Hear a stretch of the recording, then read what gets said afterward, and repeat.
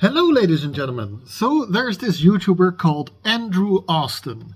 He is an American that moved to Sweden by himself. He's got about 16,000 subscribers, so that's like 16 times more than I do. He's pretty big. And his YouTube channel is about his experiences in Sweden. But he does more like lists. I do more vlog style. He does lists about his perception of Sweden. So we're gonna watch one of his videos together, and I am gonna react to them. Now, Andrew and I moved to Sweden at about the same time. I think he also moved to Sweden in 2012, so did I. So it's going to be interesting to see what he thinks about Sweden compared to what I think about Sweden. Since he's from America, I am from the Netherlands, and we all both spent about the same time in Sweden. Now, as lots of you know, I live in the middle of the forest. I live in the countryside. Andrew lives in Linköping. He lives in a big city. So there's going to be some differences in our experiences with Sweden. And I thought it was going to be interesting to highlight here. So we're going to start watching his video together. I will pause his video every once in a while to react to what he's saying. Now, I want to make clear I've been subscribed to Andrew for a while. He's got interesting things to say. I don't always agree with him, but that doesn't mean that he's wrong or that I hate him or anything. It's just that our experiences here in Sweden are different. So yeah, let's get started. Start his video of his, and if you want to see his full video, it will be down in the description. But otherwise, let's get started. Hey guys, what's going on? Andrew coming at you, and here are 5 ways I am more Swedish than I am American. You see, when you move to another country by yourself, you go through all of these different stages of culture shock. So this video is about how Sweden has changed him. And then you get frustrated with everything, you get a little bit upset, and then you start to accept a little bit more about where you live, and then you accept the rules, and you drink the Kool-Aid, and then eventually you just feel like you're a part of the culture. And through that, I've changed many, many times. And here are the 5 biggest changes that I can notice, or people have spoken to me about this, or I just noticed myself. And number 1 has to be that I talk way more quiet, or I'm much more quiet now than I ever used to be. And this is one of the first ones that a lot of Americans will say when I go home. They'll say to me, "Wow, Andrew, I noticed that you speak more quiet." And I started thinking about it more and more. And here's the couple reasons why I think so. First, I'm thinking I am still going through this change. Frida likes to remind me that I'm talking very loud. And sometimes like I'm just face to face with somebody or with Frida and I'm talking very loud. And Frida goes like, "I'm right in front of you. You can talk softer." So I haven't learned this yet like Andrew has. But it's definitely something that Swedish people tend to be more soft-spoken than I'm used to in my family or in back in Holland. American itself is very, very loud, because when I go back to America for the first time, I'm always overwhelmed by sound. I'll give you an example. Just going to any like sports bar in America, there'll be like 50 TVs, a bunch of things playing, all people are talking. And in American English, a lot of times you keep talking before the previous person ends. So a lot of times you start talking over each other. That I'll go to like a bar and I'll just be overwhelmed by sound. I'll almost like get a headache. I still remember this one time I went to an app. I do remember this. I have been in America as well. And America is loud. People like sound. Like I visited a lot of nature back in America, but whenever you are somewhere and there's a lot of people, people are loud in America, loud and proud. An Apple store in the States to get a battery replaced in my phone, and it was my first day back in America, and I almost had a panic attack because of how stressed I got from hearing all the sound. What I've noticed is when I go back to America, I adjust after like 3 days, but the first couple days, I'm so hyper aware of all the sound. And like I said, people just say to me that I speak more soft, and I think it has to do also in Swedish. When you're speaking Swedish, it's like I mentioned about Americans talking over each other. Someone in Swedish speaks, there's a pause, then the next person speaks. Maybe it's not that exact way. If you're at a bar or something, some Swedes will talk over each other a little bit, but for the most part, that's how the language works, and it allows Swedes to be able to communicate and not be super loud. Like if you're walking around the streets here in Sweden, you're gonna just hear quiet. I mean, even the dogs are quiet. It's crazy. Yeah, definitely. I've been in some bigger cities, also Stockholm, and the bigger cities in Sweden are a little bit quieter than in other countries. And just, people standing in line or people in a supermarket, there's not that much voices going on. Like there's other sounds, right? There's cars driving by. I'm not talking about that. I'm talking about people using their voice. People are in generally more quiet and more nice to each other's personal space. Like, I don't want to bother somebody by screaming really loud, so they're going to be a little bit more quiet than apparently both I and Austin are used to.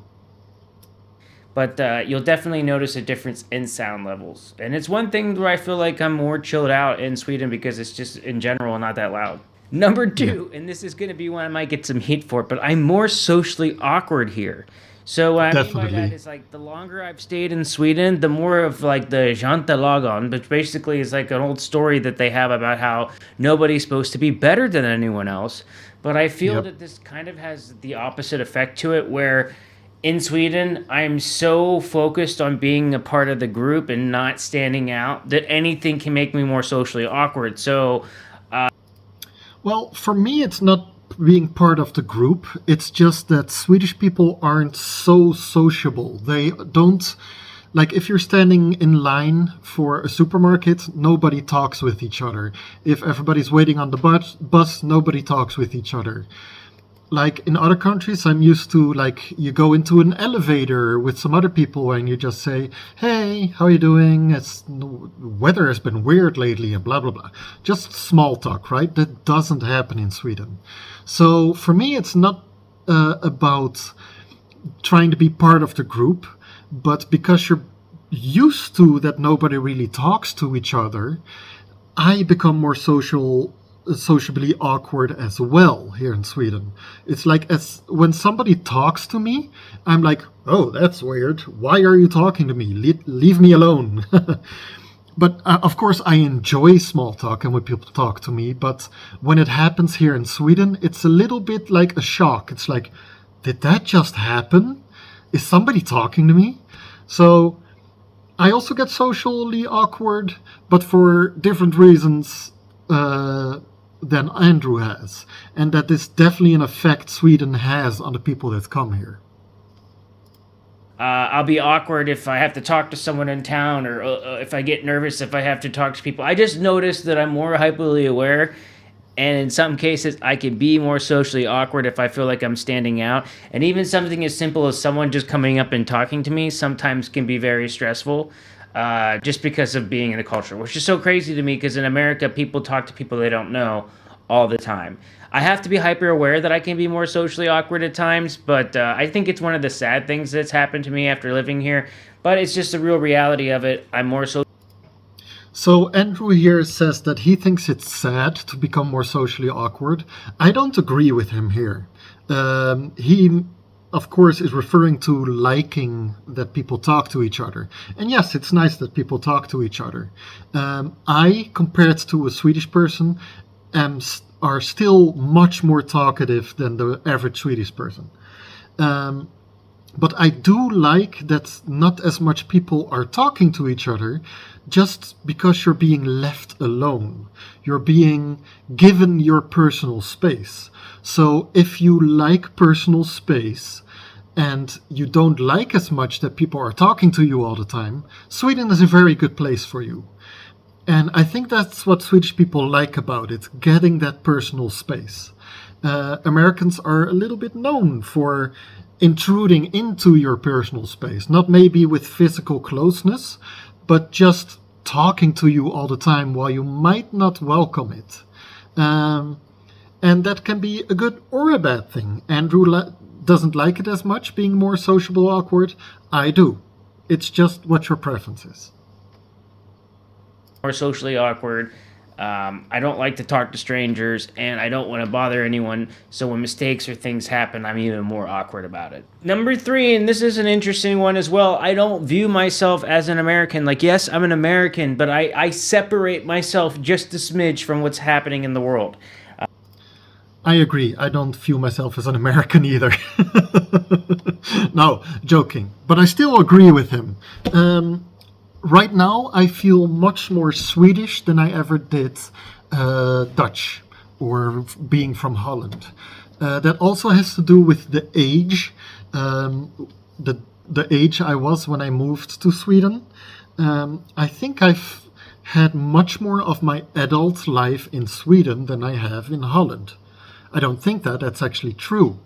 And I feel more Swedish. Like, if I'm traveling and people ask me where I'm from, I answer Sweden. I don't say that I'm Dutch or that I was born in Holland but moved to Sweden. I do tell them that sometimes when the conversation goes deeper into the subject. But if it's just a short conversation, I tell them I'm Swedish. Because that's where I live, that's where I've spent most of my adult life. And I feel way more Swedish than I do Dutch. So I will view myself as an American, but as an American that's lived abroad for a long time, that I'm able to like separate myself. And then I had to be reminded of myself that I am American as well. And I don't know if I do this because of all the craziness that's happened in America over like last 4 or 5 years. Maybe mentally it was more healthy for me to be able to separate myself a little bit from the craziness going on, so I didn't have to feel like a crazy American too. But it is something that I do, and then I have to constantly remind myself that I am in fact American, that I'm a part of this craziness too, and I do need to care about it. But I think it...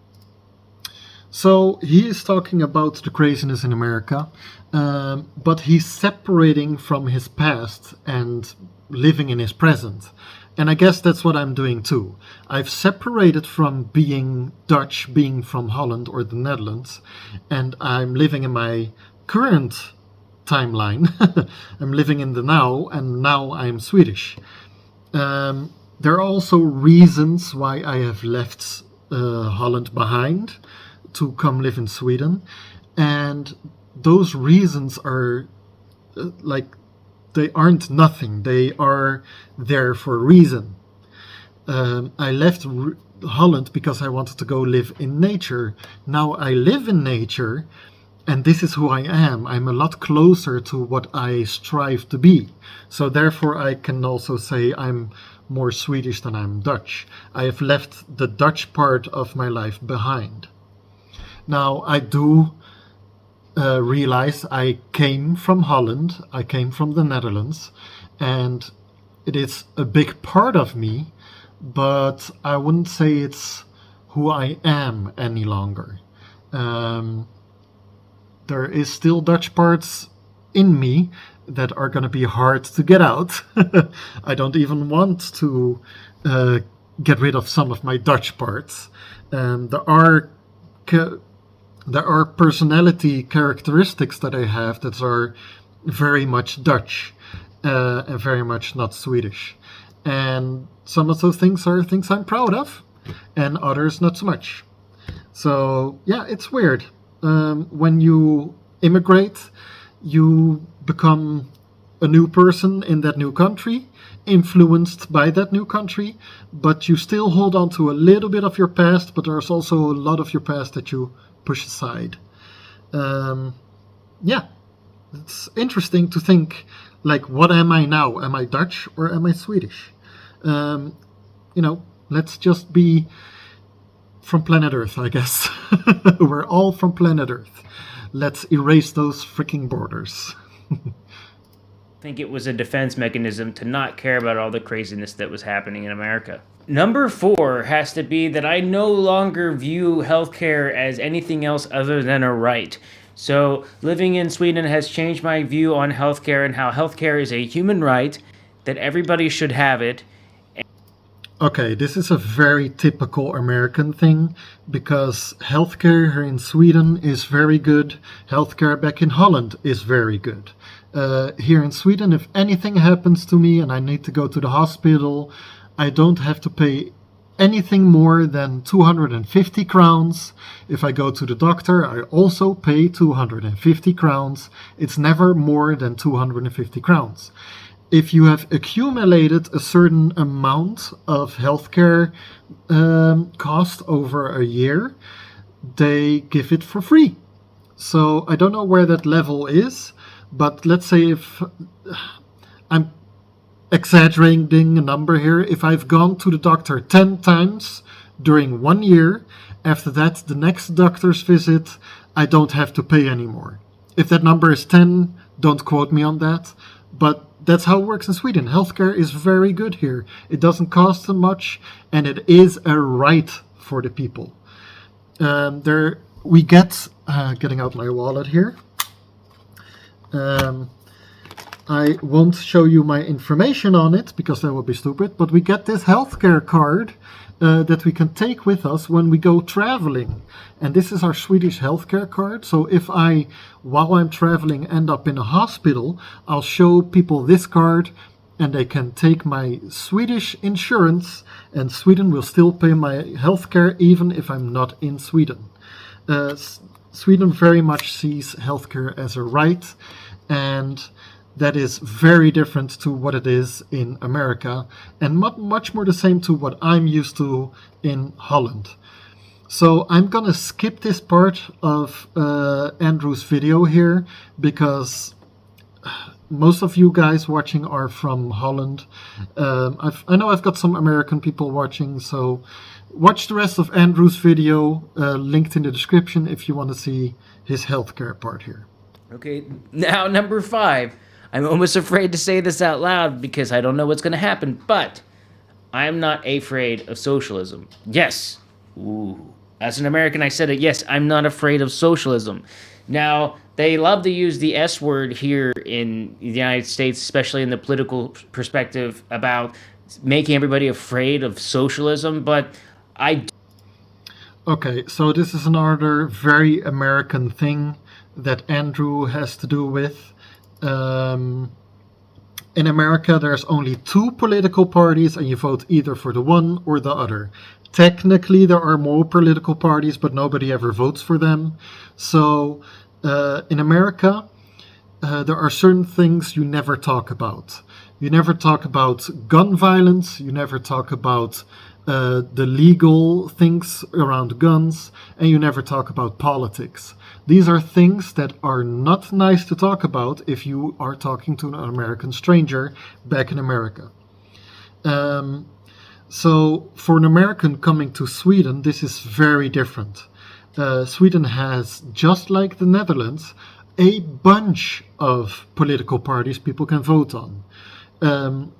Actually, the Swedish and Dutch political systems are almost exactly the same. They have a king and queen, but they still also have a parliament with political parties that they have to vote on.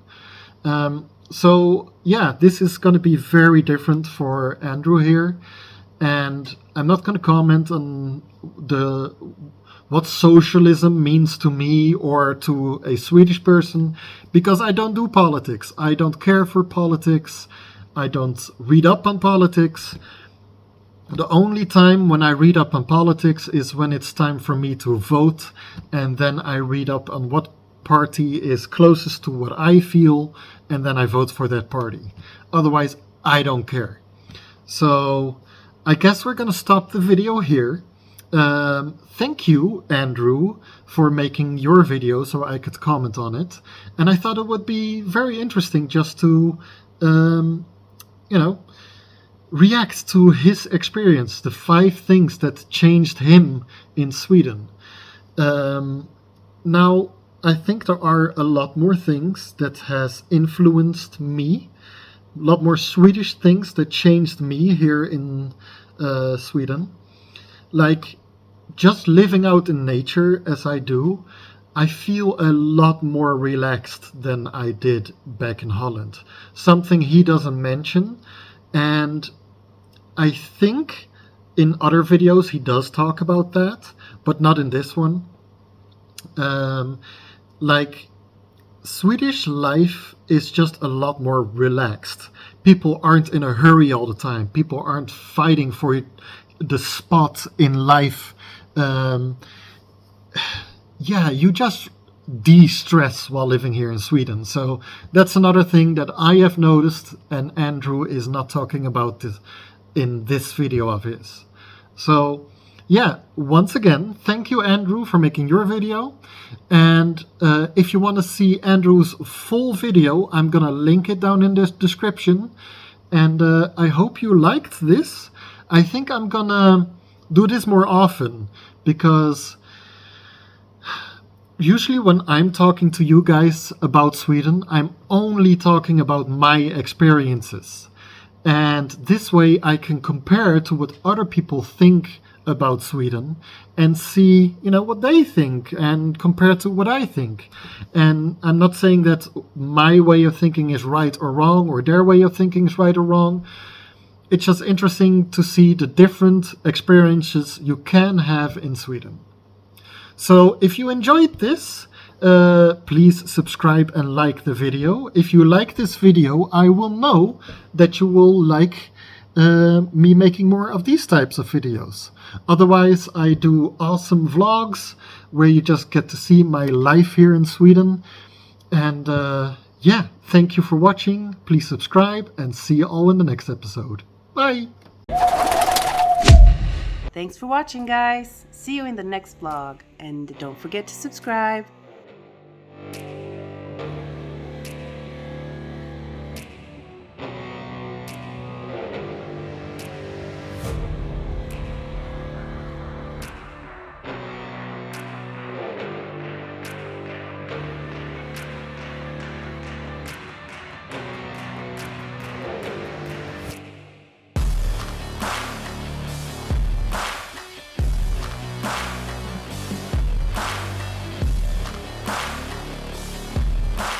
So don't miss a video, subscribe now, and I'll see you in the next episode.